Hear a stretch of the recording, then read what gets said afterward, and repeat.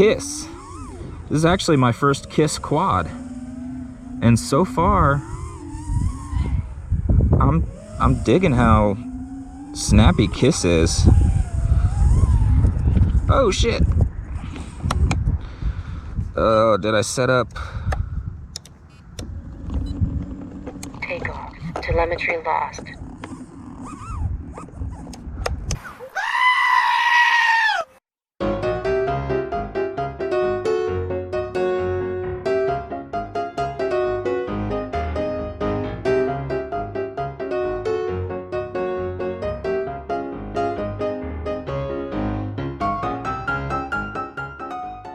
One eternity later.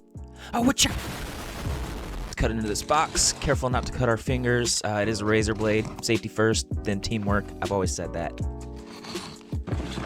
Dump this shit out here. All right, let's just go through real quick. TBS Unify 5-volt. TBS Crossfire Nano. Some Mr. Steele Ethix Stout 1750s. We got the Runcam Swift Mini 2. This is the Mr. Steele edition. The Impulse RC frame. This is the lightweight version. So that means it's going to come with aluminum hardware and the Mr. Steele Coyote Brown, I guess is what it's called. I didn't think I would like it, but I actually do like it quite a bit, especially with the peanut butter and jelly props. This is the TBS Triumph antenna. And we're going to be working with a Fettec 4-in-1. This is the 45 amp ESC that we're going to be using. And then the Kiss F7. This is also Fettec. Haven't tried it, but I'm excited, so let's get into it. If you need to know how the Apex frame is put together, there will be a link down in the description below. I didn't want to include all that because it's pretty tedious and boring, so for this video, we're just going to go ahead and skip to the ESC and get the battery lead all tinned and ready to plug up to the positive and negative so that all of our components have power. Obviously, red goes to positive and black goes to negative. You definitely don't want to mix those up. Give her a quick little looky-loo to make sure you haven't bridged anything also. Since this is the Mr. Steele Apex kit, it's going to come with an OSD board and a regulator board, which is apparently Mr. Steele's secret sauce for perfect video. The kit also includes a pretty nifty wiring harness that we've directly soldered into the positive and negative battery lead. We've also taken one part of it and plugged that directly into the regulator board and OSD. Then the last part of it will go directly into the F7 flight controller. And the last thing we're going to do is go ahead and take the ESC wire and finagle that over to the right way. There we go. And plug that into the ESC port. Now that everything's connected where it's supposed to be, we can go ahead and button down the flight controller after we've made sure that all the wires are neatly tucked away in between the ESC and flight controller. And here it is so far. Everything looks good. It's pretty clean. Just tucking a few extra wires down. Next thing we're going to do is we're going to go ahead and get the TBS Crossfire Nano wired up and ready to go. I'll go ahead and leave a screenshot of how these wires are actually going to go on there, but one thing to note is that RX goes to TX and TX goes to RX. That's really all you need to know. So we're going to go ahead and heat shrink that, get it ready to go, get it wired up to the flight controller itself.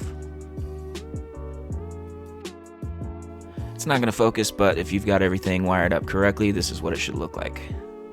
My camera stopped recording on the parts where I put the camera and OSD together, as well as created the Immortal L antenna, so I'm just going to leave a link in the description below to Mr. Steele's Apex build. Go ahead and pause the video here if you want to see how the OSD board was actually wired up along with the camera. Alright, so that's pretty much it for the build portion of this video. From here, we're just going to go over to the Kiss GUI and get everything configured and throw in Mr. Steele's PIDS. If you like this type of content from me and you want to see more, go ahead and let me know in the comments and like the video.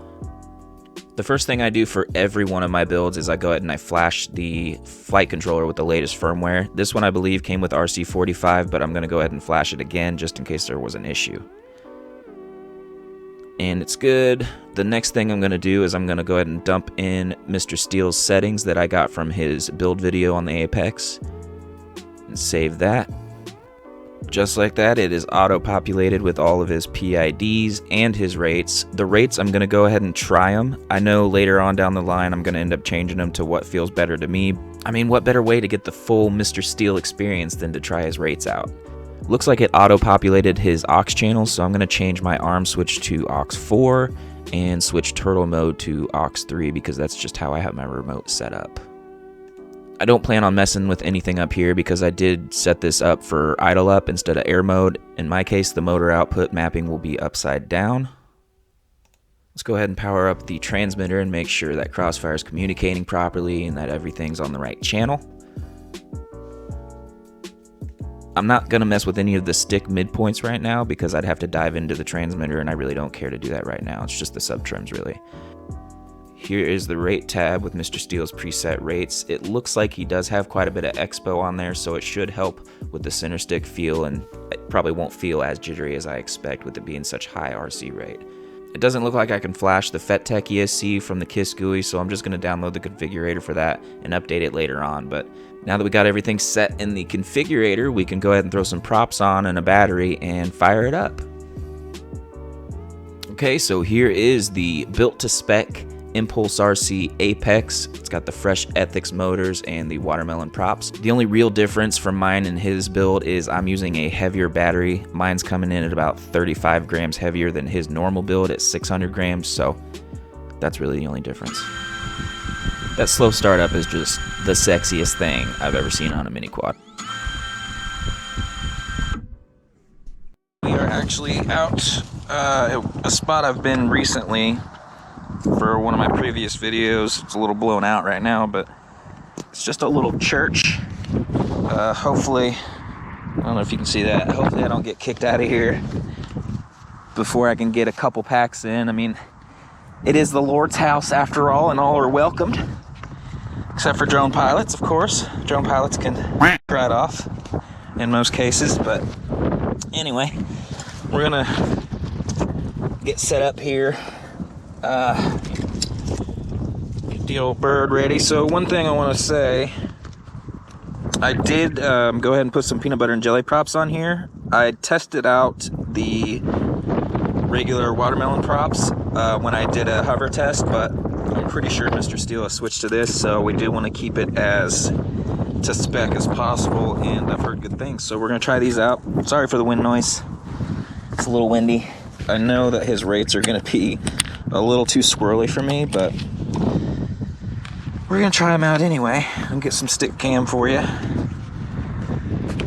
It's my new radio. I was on Tyrannus for a while, but I switched over to the Radio Master TX16S, and this thing is freaking gold. It's got some Hall sensors in it, so it flies nice. It flies real nice. Okay, so here we go. Take off. Taking off. Like I said, we're just gonna cruise around a little bit so I can, whoa, let's not hit that. I just want to get a feel for how his rates are. It's super windy. Oh yeah, they're really fast. It's really actually quite a bit of control at center stick, more than I thought there'd be. It's a lot snappier than, let's see how the tune, a little bounce back on the tune there. Hopefully you guys can hear me. So if you've ever tried another pilot's rates out, it's really, really weird, to say the least. It basically feels like relearning how to fly. Ooh, that was cool. So the tune, let's not fall. It's really, really snappy. I think it needs a bit more D gain, but the P's are great. Ooh. If it wasn't so windy, I think we'd be having a lot more fun. I don't even know if you guys can really hear me. So I would definitely change the rates.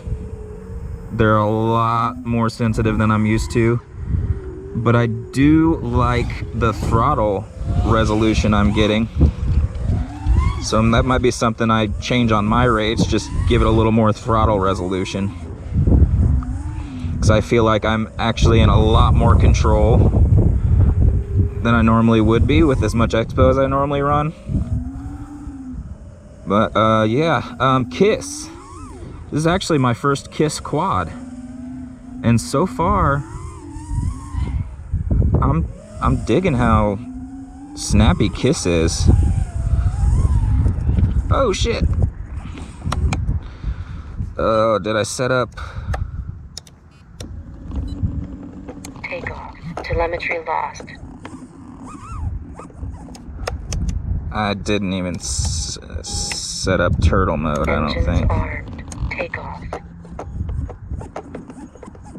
Telemetry recovered.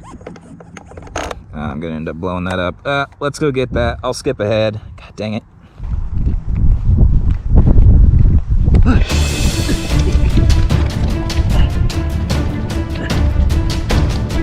I'm gonna run. I hate running. I don't know about that.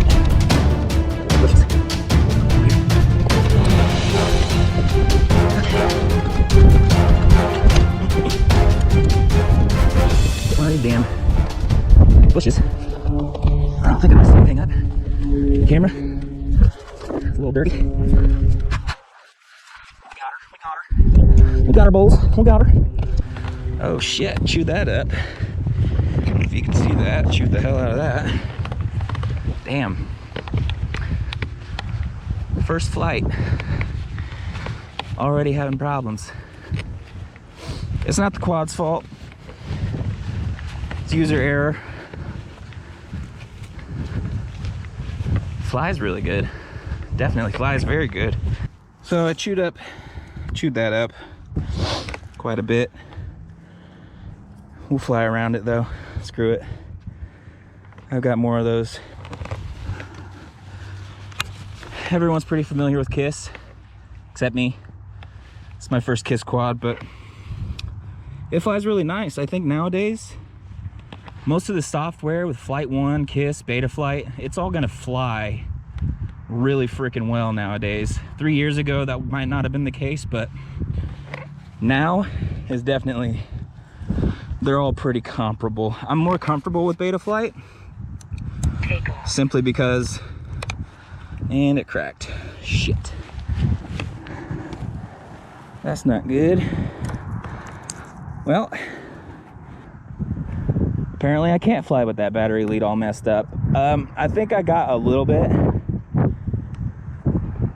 of a flight in, just enough to get a feel for the quad. It flies very well, obviously, because it's got a lot of premium components, a lot of which I'm pretty familiar with. The tune, I think there's a bit too much P and not enough D. That's why I'm getting a lot of bounce backs and whatnot. So I think I would reduce those and up the D gain. Overall, it flies awesome. I can see why Steele builds it this way. Would I switch over to Kiss entirely? No. Mainly because I'm comfortable with Betaflight, and it just doesn't do anything so spectacular that I'm gonna switch all my fleet to Kiss. But it is cool to have a Kiss quad. I love the slow startup. Overall, still worth the build. It cost about 600 bucks when it was all said and done. If you get on Get FPV, it's like 900. So I do recommend doing it yourself. Follow Steele's tutorial. Follow this one even. Sorry, I'm still out of breath, and I only ran like 100 yards. That's how out of shape I am, but whatever. I'll get the beach body back in the summer, I swear. This video is long enough. I hope you enjoyed. If you do, leave a like and a comment down below if you want to see future videos where I build a pro... What was I going to say? If you want to see a future video where I build another Pro Pilot's build to spec and test it out, maybe I will, maybe I won't. We'll see. It's all the same to me. But yeah, I'm going to rip a few more packs, and that'll be it. Later.